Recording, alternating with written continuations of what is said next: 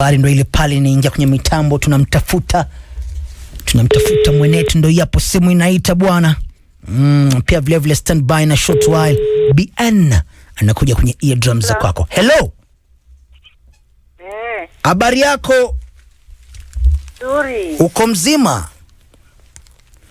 Mzima. Safi kabisa. Mimi naitwa Guzman Mikidadi na kupigia simu kutoka Radio Maisha kwa usalama wako, na kuomba usitaje jina lako na pia usitaje jina la mtu yoyote yule ambaye anahusika na kisa chako, my love. Safi. Karibu sana, tupatie kisa chako. Mimi. Wewe? Niliolewa. Uliolewa? Lakini niliolewa sasa maisha yangu ikawa chini ya mama mkwe. Umeolewa muda gani sasa kwenye ndoa? 2004. From 2004 mpaka leo hii hapa, si ndio? Sasa maisha ikakuwa ngumu, sasa ilikuwa hata sinunui kitu, sipati chochote, ni kichapo, yani bwananga kikuja, yeye anaongea na ninapigwa tu yani. Ukisema ukichapwa unamaanisha domestic violence, mume alikuwa anakupiga? Okay. Sasa, ikawa hivyo sasa, ilikuwa kidogo naenda, kidogo narudi. Sasa nikafika mahali, huyo bwanangu akakuja akakufa. Akaaga dunia bwana. Huo ni mwaka gani? 2024. 2024, hiyo ni miaka miwili iliyopita. Sasa alikufa hata sikuwa hapa. Okay, ulikuwa wapi kwani? Sasa nilikuwa sasa nikupigwa kila wakati, hata nilikuwa mgonjwa. Kwa sababu ya vile ambavyo walikuwa kikupiga ama ulikuwa na maradhi? Kupigwa, yani sasa vile nakimbizwa kila wakati, nalala kwa baridi. Okay. Sijui itaanguka saa ngapi, lakini niko tu. Pole sana. Na mimi mwenyewe vile niko hivi sasa ni mgonjwa. Hata hakuna vile naenda kushapia. Pole sana. Na hata kwa boma sasa ni kama nimetengwa, sasa imekuwa tu kicheko kwangu, yani ni kama imekuwa kicheko. Sasa hata wakiona watoto hakuna kuwasaidia, lakini kicheko tu. Niulize, huyu bwana ulikuwa umebarikiwa kupata watoto na yeye? Watoto 5. Watoto 5. Na huyu bwana alikuwa na mali, labda kuna vitu ambavyo ulikuwa unajua kabisa wewe kama mke, huyu bwana akiaga dunia basi hivi vitu huenda na mimi pia alikuwa yuko vizuri? Ilikuwa tu kashamba, lakini sasa kashamba kenyewe nikuja kama hakuna, ni nyumba tu imebaki. Okay. Hata watoto kila kitu sikupata chochote, ni yani ukisema hata watoto pia haukupata chochote. Watoto hauna custody ya watoto, yani ina maana watoto wako hauko nao? Niko na watoto. Lakini hata kitu kama birth certificate sote, yani watoto sote. Ile idhini kuonyesha kwamba hawa ni watoto wako, hauna hizo birth certificates nini, hauna? Ina watoto na katu na watoto, sasa inatakana kila kitu ni process tena upya, na sina hata shilingi yani. Okay, sasa kwenye siku inayo mama yangu, ulikuwa unataka tukusaidie vipi ama ulikuwa unataka usaidiwe vipi? Sasa mimi mwenyewe ni mgonjwa. Pole sana. Kila wakati ni mgonjwa, na hata matibabu pia imekuwa shida. Na kweli hata nyumba yenye nakalia ni kama inataka kuanguka. Na watoto ni wadogo, wako shule. Okay. Kuna kazi yote unaweza ukafanya? Hii kazi sasa, yani ningekuwa mzima ningefanya, lakini kifua ni kama imeharibika, yani ni mgonjwa kila wakati. Sasa nimeshinda, yani ingekuwa kwa biashara sasa ningefanya. Nikuulize, ushawahi, manake hii sauti yako kama naisikia, ushawahi kupiga simu tena kwenye siku inayo? Manake na feel ni kama nishaye kusikia kwenye siku inayo. Wananipigianga. Producer huwa ananipigia. So hii si mara yako ya kwanza kwenye siku inayo? Sasa nilipiga kitambo, lakini kweli yenyewe yani niko tu hivyo. Sasa unaona vile sasa nilipika wakati ule. Kweli walinisaidia, wakanipa 3,000.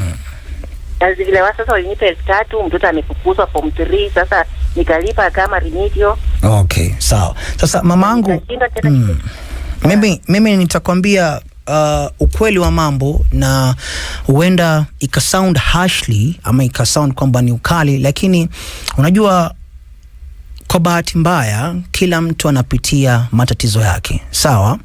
Na hii haimaanishi kwamba matatizo yako ni madogo, hapana. Matatizo yako ni kweli, umesema kwamba ulikuja tukakusaidia, na hii ni mara ya pili tena umekuja tena kwenye siku nayo. Sasa mimi kile kitu ambacho nitakuadvise, unajua sisi binadamu hatupendi mtu wa woye, mtu wa kujionea huruma kila saa.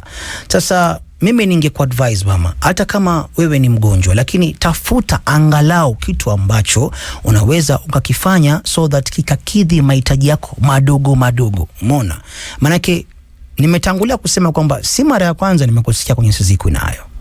Kwa hivyo mwishowe watu watakusaidia ndio, lakini mwishowe watu watakuchoka, watu wataanza kusema huyu naye pia ametuzoea. Umeona? Sasa kabla ifike hapo mamangu, mimi kitu ambacho ningekuomba kwa heshima na taadhima, tafuta kitu hata kidogo jamani, hata kama ni ufanyikazi. Ndio maana nikakuuliza, kuna kazi yote ambayo unaweza ukafanya?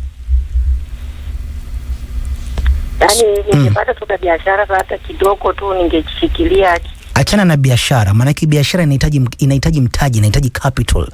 Wewe mwenyewe kuna kitu gani ambacho unaweza ukakifanya mama, mtu ambaye sasa hivi anakusikiliza aseme au mama yangu acha nimpatie kazi ya nyumbani, hata kama atakuwa hafanyi mambo mengi, atakuwa anafanya kazi masaa kadhaa, ananifulia nguo, huyo ameenda. Kwanza uko sehemu gani ya nchi yetu? Niko Bungoma. Okay. Sawa. Tuko mbele pamoja. Acha nifungue line za simu nipate ama upate wasia kutoka kwa wasikilizaji wengine. Sawa? Karibu sana. I say. Fasha. Niambie ndugu yangu. Bandita. Niambie ndugu yangu. Inakuaje kwenye bomba? Haraka upesi, hebu tumadvise mama yetu. Nasema aje? Unajua kuna ile pesa wajane. Huwa wanapewa pesa wajane. Huyo maade nafikiri angekuwa anapewa huwa anapewa hizo pesa, ingekuwa inamsaidia. Sawa. Alafu kitu kingine. Mbona tena kasepa jabani? Mama Starabika ziko line mbili hapa. Mama Starabika. Hello Mama Starabika. Vipi? Mimi niko poa sana my love. Hata mimi niko poa my love, I thank God maze. Kazi nzuri mbona ifanya ndani ya studio darling. Asante sana. Alafu pokea salamu za wanakakamega wote. Tulifika kwa kina Mkangai kule. Very nice. Ila tukamkeep company, tukafurahia zaidi jamani. Very nice. Asa huyu tunamwambia nini mama yetu? Sasa mimi ni maoni yangu kibinafsi my sweetheart, mimi kama original kubwa mwenyewe mwalimu wa Kakamega Pendo Scholar. Yes sir. Mama Starabika pakitu nye nitaambia huyo like acha nimchukulieni kama mama yangu. Yes kabisa. Nitamwambia ukweli, hadi mimi nishawahi msikia na bado namwambia pole sana kwenye aligo through marriage yake mpaka vile husband wake akakufa. Yes. Yenye atafanya tafadhali, hajavunjika miguu, hajavunjika mikono. Ajikaze kwa ile pesa yoyote tu ile yenye anapata tu hiyo kwa shughuli yenye anafanya ile. Naam. At least ajiendeleze na akwe na hope, na ungane na wamama wajane nyoko kwa area kwa community, utapata wanainuana, empowerment is big na atafika mbali zaidi siku nilialilia. Very true. Asante mama. Yani Mama Starabika umeweka vizuri kabisa. Hiyo woye ndio tutakusaidia leo kesho, lakini pia sisi we will be like jamani, pia sisi tuna matatizo yetu, au sio? Mama Assembly. Hello Rudi Maisha. Hello, karibu Mama Assembly. Hiyo ni Mama Assembly wa Chele Bungoma. Karibu sana. Nitaambia hiyo mama akikaza hiyo pesa kidogo anapewa ya wajane, aanzie biashara ndoko. Biashara inaanza hata na 2,000. Yes. Akitegemea watu akikaze. Akitume. Thank you so much Mama Assembly. Acha nichukue Dennis Soimara. No.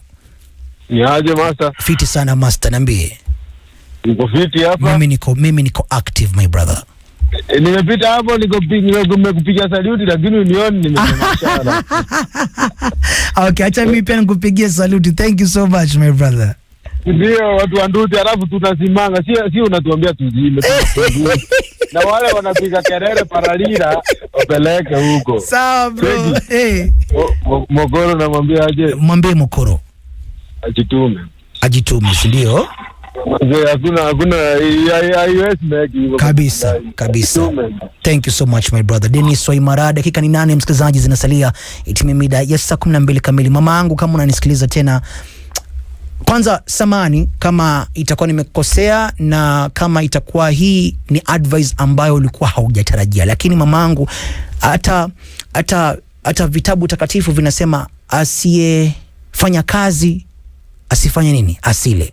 Asiyefanya kazi na yeye asile. Sasa jisaidie kidogo kidogo, yani jipush kidogo kidogo, at least mtu aseme huyu mama naye pia amejipigisha hatua kutoka sehemu moja hadi sehemu nyingine, si ndio? Yes. Na eventually Mungu atakufungulia milango yako na taa zitawaka tena.